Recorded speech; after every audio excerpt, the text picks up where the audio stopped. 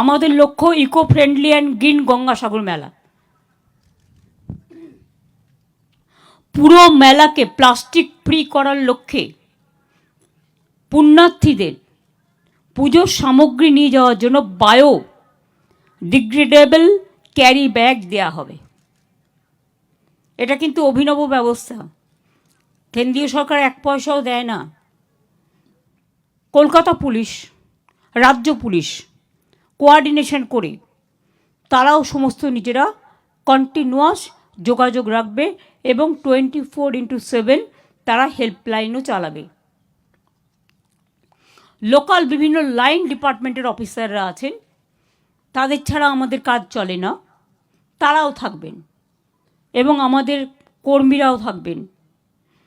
তীর্থযাত্রীদের সুবিধের জন্য বিভিন্ন ভাষায়, কারণ সারা ভারতবর্ষ থেকে আছে, বাংলা ভাষা, হিন্দি ভাষা, ইংরেজি ভাষা, উড়িয়া ভাষা, তামিল ভাষা, তেলেগু ভাষা, মারাঠি ভাষা ইত্যাদি পাবলিক অ্যাড্রেস সিস্টেম ও পাবলিক মেটেরিয়ালসও থাকবে, পাবলিসিটি মেটেরিয়াল, যাতে বুঝতে পারে কেউ কোথাও হারিয়ে গেলে কোথায় যাবে। এছাড়াও আমাদের লক্ষ্য eco friendly and green Gangasagar মেলা। পুরো মেলাকে প্লাস্টিক ফ্রি করার লক্ষ্যে পুণ্যার্থীদের পুজোর সামগ্রী নিয়ে যাওয়ার জন্য বায়ো ডিগ্রেডেবল ক্যারি ব্যাগ দেওয়া হবে। এটা কিন্তু অভিনব ব্যবস্থা, কেন্দ্রীয় সরকার এক পয়সাও দেয় না।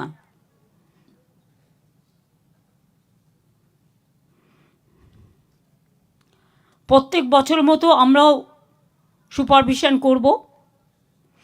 এছাড়াও অনেককে বাবুঘাটে দায়িত্ব দেওয়া হয়েছে, কারণ ওখানে একটা ক্যাম্প হয়। বাবুঘাট কমিটি হেল্প করবে। আমি 9 তারিখে যাব ওখানে বিকেলে।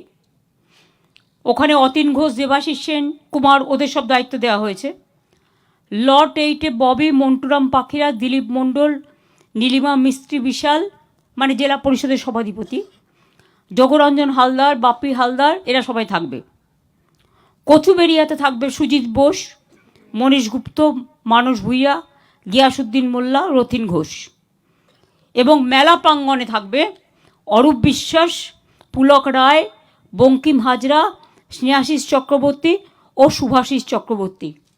আমরা এইভাবে ভাগ করে দিয়েছি। এছাড়াও এন্ট্রি পয়েন্টেও অনেকে থাকবে।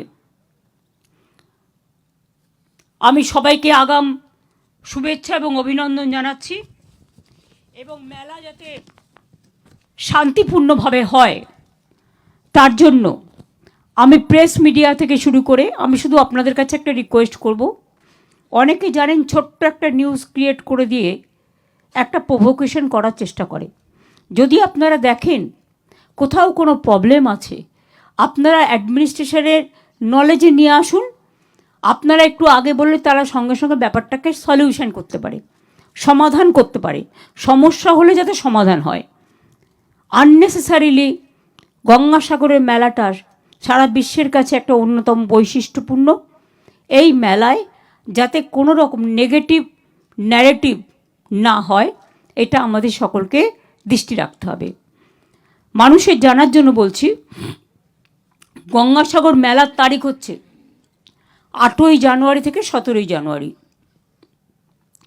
এই সময় যে পুণ্যার্থীরা আসবে, অফিসাররা কাজ করবে, কর্মচারীরা করবে, এমনকি সাধারণ মানুষ যারা মিউনিসিপ্যালিটির কাজও করে, পঞ্চায়েতের অনেক কর্মী আছে, বিভিন্ন জায়গার আছে, বিদ্যুতের আছে, পিএইচির আছে, পিডাব্লিউডির আছে, আইএনসিএর আছে, সব জায়গারই আছে।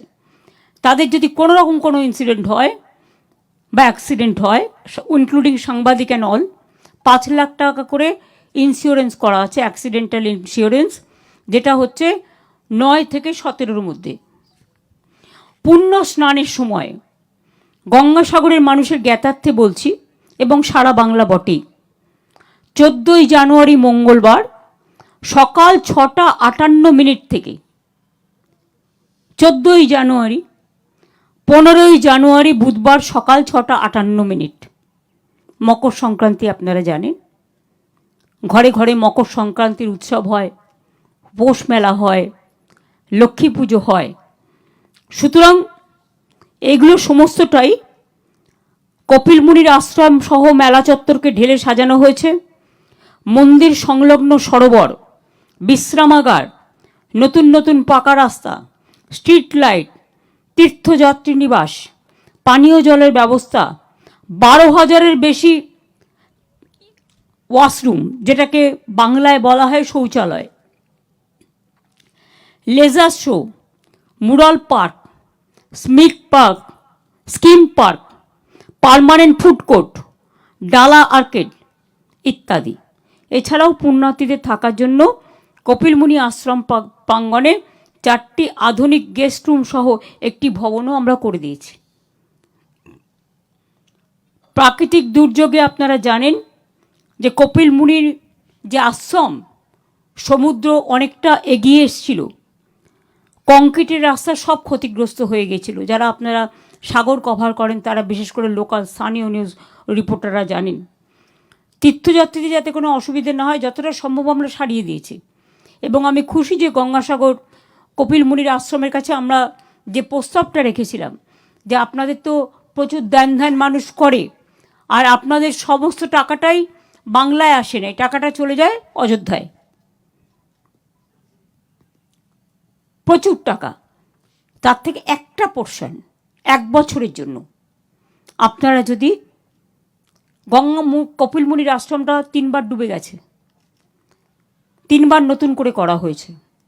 আপনারা যদি গঙ্গাসাগর আশ্রমের পাশে, কপিলমুনি আশ্রমের পাশে ওই জায়গাটা কংক্রিট করেন আপনাদের টাকা দিয়ে, কারণ আমরা তো সবটাই করে দিয়েছি, আর ওখানে আপনাদের হাজার হাজার কোটি টাকা এখান থেকে চলে যায়, পুণ্যার্থীরা এখানে আসে, আপনাদের দেয়, এটা তাদের নিজস্ব ব্যাপার। অনেকে দান ধ্যানও করেন।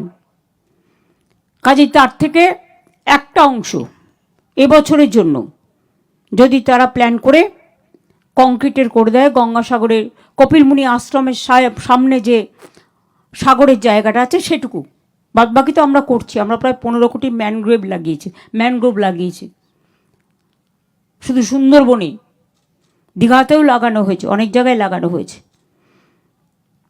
সুতরাং আমরা চাই মেলাটা প্রতিবারের মতো এবারেও যেন শান্তিপূর্ণ, কোনো দুর্ঘটনা যাতে না ঘটে দেখে রাখতে হবে।